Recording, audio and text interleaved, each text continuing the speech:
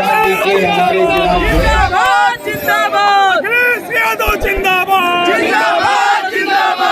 शबीराम यादव जी,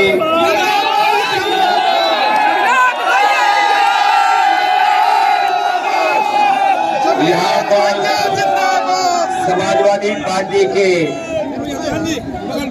मौलाना शमशाद साहब उपस्थित हैं, साजिद अली जी हैं, संजीव पटेल, जिला महासचिव अब्दुल कादिर जी, मोहम्मद आरिफ, सौरभ सिंह जी जो समाजवादी पार्टी के यहाँ के प्रत्याशी हैं। हमारे समाजवादी पार्टी के दूसरे प्रत्याशी विधायक आर.के. वर्मा जी, जिलाध्यक्ष भैयाराम पटेल जी, पूर्व जिलाध्यक्ष शहरे आलम सिब्बू, महेंद्र यादव जी, तूफान सिंह जी, अहमद अली जी, मोहम्मद जामिद जी, रविंद्र कुमार यादव, शीतला प्रसाद सरोज जी और भैयाराम पटेल जी। मैं सबसे पहले इस चुनावी जनसभा में उपस्थित सभी हमारे बुजुर्ग, हमारे किसान भाई, हमारे नौजवान साथियों,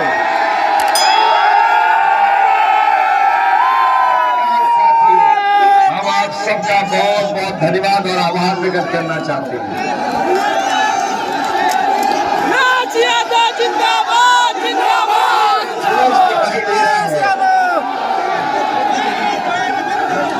प्रतापगढ़ में इस बार जहाँ जा रहा हूँ वहाँ जोश और उत्साह दिखाई दे रहा है। प्रतापगढ़ के लोगों ने अपनी राय बना ली है। यहाँ के लोग मन बना चुके हैं कि कहाँ वोट डालेंगे। अभी मैं गुंडा होकर के आया हूँ। गुंडा के लोगों ने मन बना लिया है तो कुंडी लगा देंगे।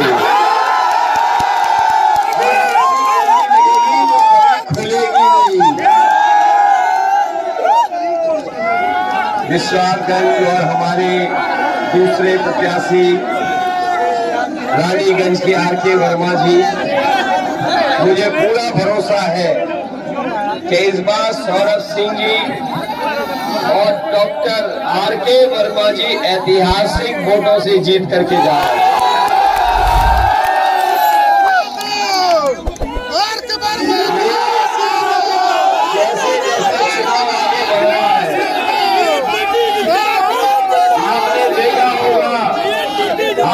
अच्छी खबरें सुनने को मिल रही होंगी। जैसे चुनाव आगे बढ़ रहा है आपको अच्छी खबरें सुनने को मिल रही होंगी। पहला चरण, दूसरा चरण, ये देखिए प्रधानमंत्री जी जा रहे हैं ऊपर से।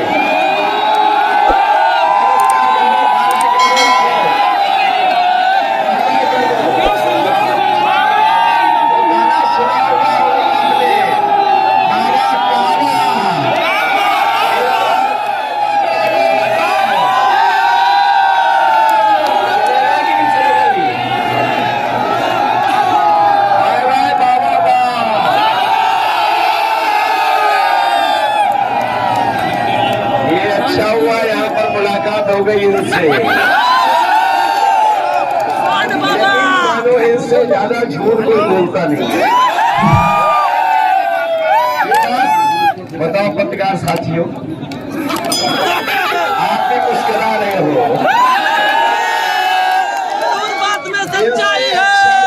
कोई पार्टी नहीं बोलती। बीजेपी के नेताओं के भाषण सुने आपने? इनके जो छोटे नेता है छोटा झूठ बोल रहे हैं, और बड़े नेता है बड़ा झूठ बोल रहे हैं, और सबसे बड़े नेता है वो सफेद झूठ बोल रहे हैं। इन्होंने कहा कि किसानों की आय दोगुनी हो जाएगी। बताओ आप में से किसान है, सबके खेत है कि नहीं है? इस फसल की आपको कीमत मिल गई, आय दोगुनी हुई आपकी, किसी की तो बता दो। और इन्होंने इन्होंने कहा था कि हवाई चप्पल पहनने वाला हवाई जहाज में चलेगा, और जब से इनकी सरकार आई है डीजल पेट्रोल इतना महंगा कर दिया है कि हमारे गरीब की गाड़ी नहीं चल पा रही है, नौजवान की मोटरसाइकिल नहीं चल पा रही है। और आपने देखा होगा सब हवाई जहाज टिक गए कि नहीं टिक गए? जो हवाई जहाज खड़े होते हैं हवाई अड्डे पे, हवाई अड्डा बिक गया कि नहीं बिक गया? पानी के जहाज बेच दिए, बंदरगाह बेच दिया, रेलगाड़ी बेच रहे हैं और रेलवे स्टेशन बेच रहे हैं। कभी सोचा आपने कि क्यों बेच रहे हैं? वो कहावत पुरानी सुनी आपने कि नहीं सुनी? न रहेगा बांस, सब बिक जाएगा तो फिर नौकरी और रोजगार कौन देगा आपको? बताओ, इसीलिए बेच रहे कि नहीं बेच रहे? 5 साल से इंतजार कर रहा था नौजवान के नौकरी रोजगार मिलेगा। बताओ 5 साल से इंतजार किया कि नहीं किया? और ये वो नौजवान है जो रात में रखवाली कर रहा है खेतों की और सवेरे दौड़ लगाता है फौज के लिए। बताओ भर्ती बंद है कि नहीं है?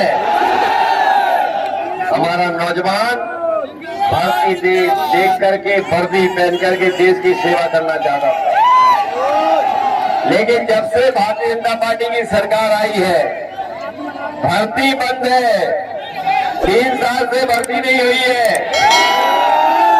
और वो कह रहे हैं कि गर्मी निकाल देंगे, गर्मी निकाल देंगे। याद है आपको? हम नौजवानों को भरोसा दिला के जा रहे हैं समाजवादी सरकार बनेगी तो आपके लिए पुलिस में और फौज में भर्ती निकालने का काम समाजवादी लोग। और इस बार तो ये लग रहा है कि जो गर्मी निकाल रहे थे प्रतापगढ़ की जनता उनकी भाप निकाल देगी। इतना वोट डालेगी यहाँ की जनता कि भाप निकाल देगी। बताओ भाप निकाल दोगे कि नहीं निकाल दोगे? इनके नेता भी बड़े अच्छे हैं। इनके नेताओं के सुने भाषण आपने? एक जो बड़ा नेता है वो कह रहा है कि जो 12वीं के बाद इंटर पास कर लेगा। आपने सुना कि नहीं सुना? ये वही नेता है जो डोर टू डोर जा रहे थे, घरों में जा रहे थे और थूक लगा करके पर्चा बांट रहे थे। याद है कि नहीं याद है?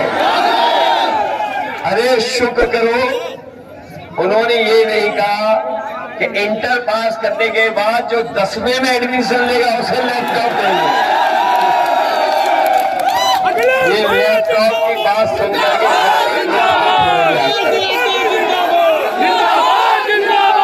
ये जो हाथों में दिखाई दे रहे हैं, ये जो स्मार्टफोन हाथों में दिखाई दे रहे हैं, कहीं ये बाबा मुख्यमंत्री वाले तो नहीं है?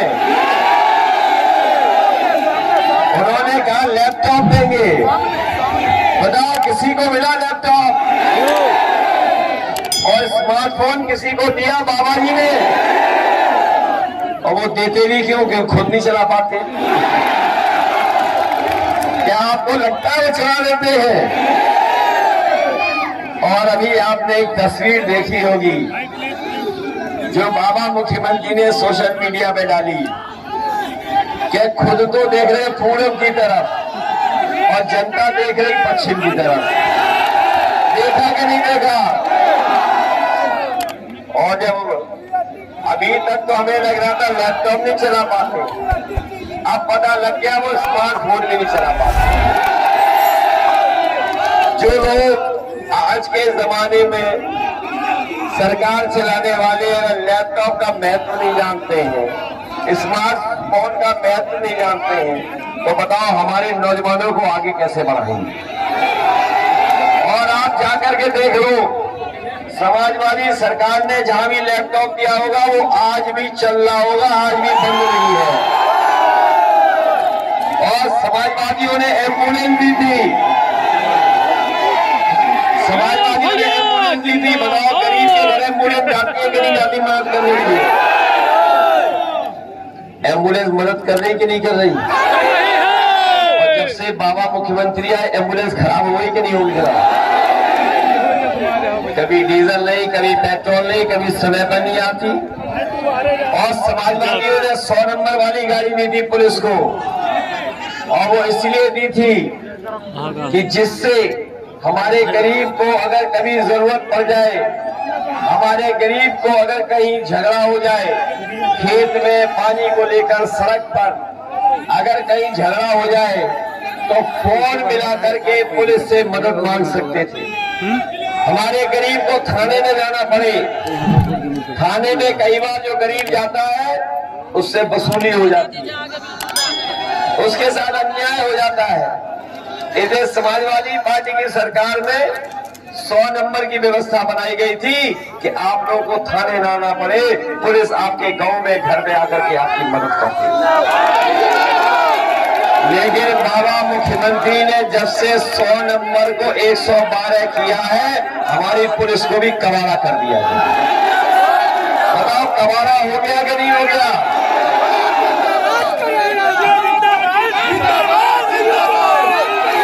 कबाड़ा हो गई। पहले 100 नंबर में चलती थी पुलिस, अच्छी थी, लेकिन 112 में चलने के बाद क्या हो गया उसको? इसलिए साथियों हम आपसे निवेदन करने आए हैं कि हमारी मदद करना। मदद करोगे कि नहीं करोगे? ये बीएड टेट वाले लोग जान रहे हैं, इनको समायोजित करने का फैसला लिया।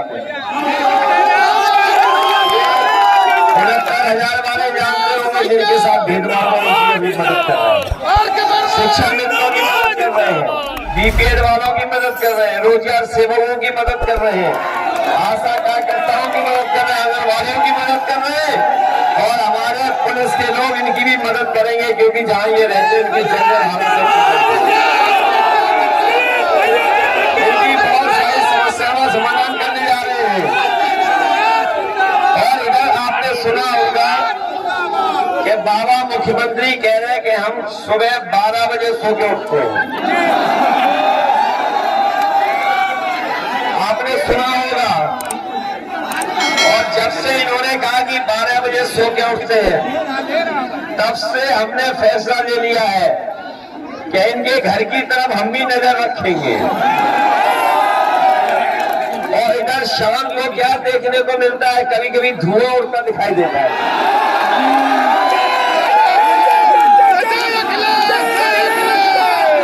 जो हमें देख रहे थे कि हम 12 बजे सो के उठते हैं, हमने भी उनके घर की तरफ अब ताकना झांकना देखना शुरू कर दिया है।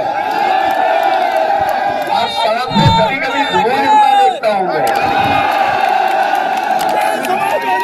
और अभी मैं कुछ दिन पहले पुताई करने वालों को देख रहा था, वो कहाँ जा रहे हैं। मैंने उनसे रोक करके पूछा कि कहाँ जा रहे हो आप लोग, तो बताया कि मुख्यमंत्री आवास में जा रहे हैं, जो धुएं के काले धब्बे लग रहे हैं उनको छिपाने के लिए, मिटाने के लिए।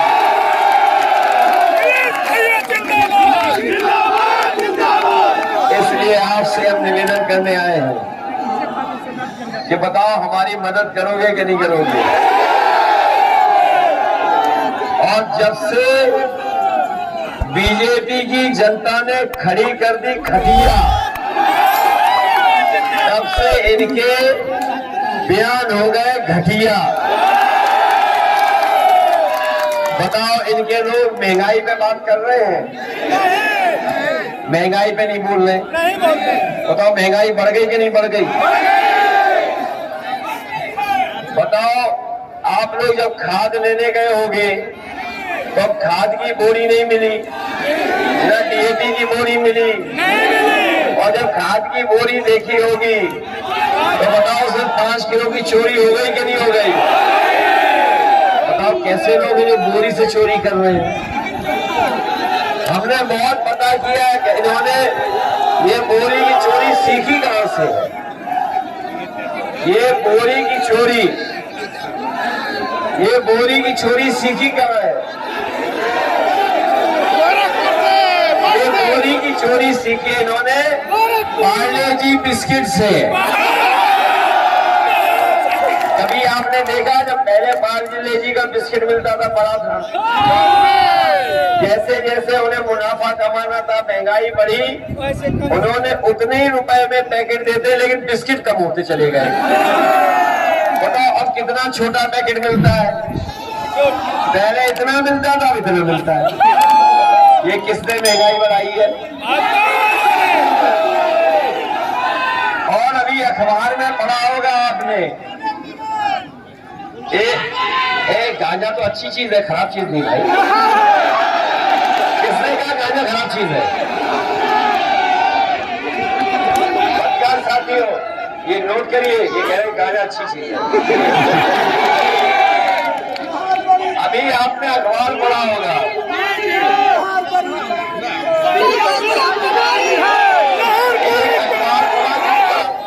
अपने नौजवानों की मोटरसाइकिल चलती रहे इसलिए 1 लीटर पेट्रोल हर महीना फ्री देने का काम होगा।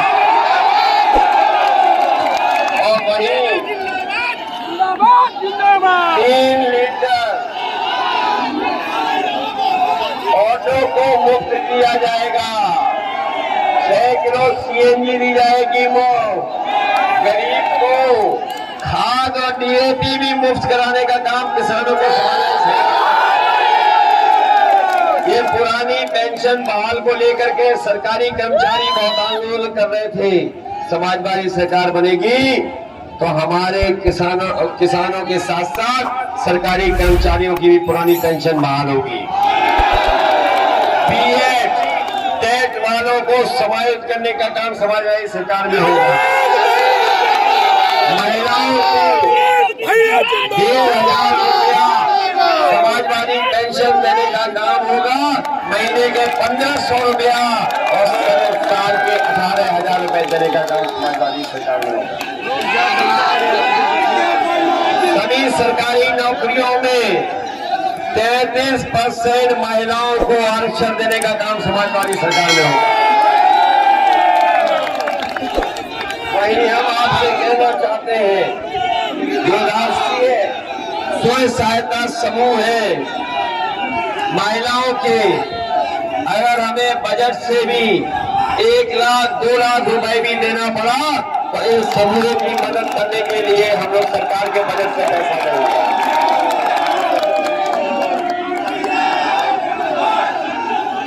और सांड के हमले से मर जाने पर भी परिवार को 5 लाख रुपए मदद की है। गरीबों को शहर में कैंटीन बना करके 10 रुपए में उनको पौष्टिक आहार देने का काम समाजवादी सरकार में होगा।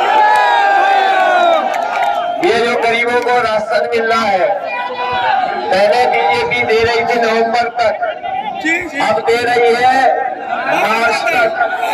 इन्हें पता है कि मार्च में इनकी सरकार बनने वाली नहीं है, इस साल गरीबों को राशन देने का काम होगा।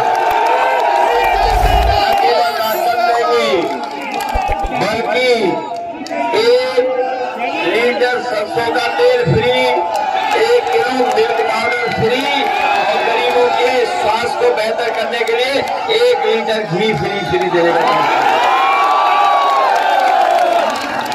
बताओ मदद करोगे कि नहीं करोगे।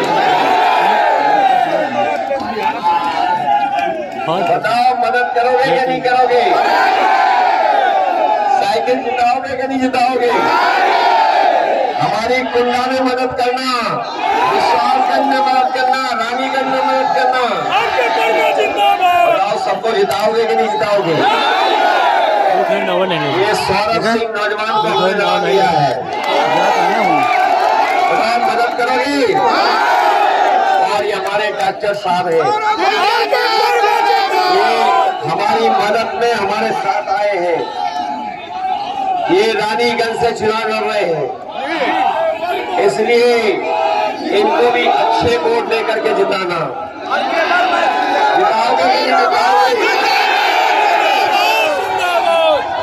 मान ले इस बार प्रतापगढ़ से अच्छी जीत होने जा रही है। इस बार समाजवादी पार्टी ने पटेल समाज को भी जोड़ लिया, क्षत्रिय समाज को भी जोड़ लिया, हर जाति को जोड़ लिया, हर धर्म को जोड़ लिया। और हमारे लोग जानते होंगे, डॉक्टर साहब जानते होंगे, ये बीजेपी वाले नहीं कर सकते, ये केवल समाजवादी लोग कर सकते हैं। समाजवादी पार्टी को जिताओगे तो जाति जनगणना कराने का काम भी समाजवादी जाति जनगणना हो जाए, जिससे हम सभी जातियों को आबादी के हिसाब से उनको हक और सम्मान देने में सफल हो जाएं।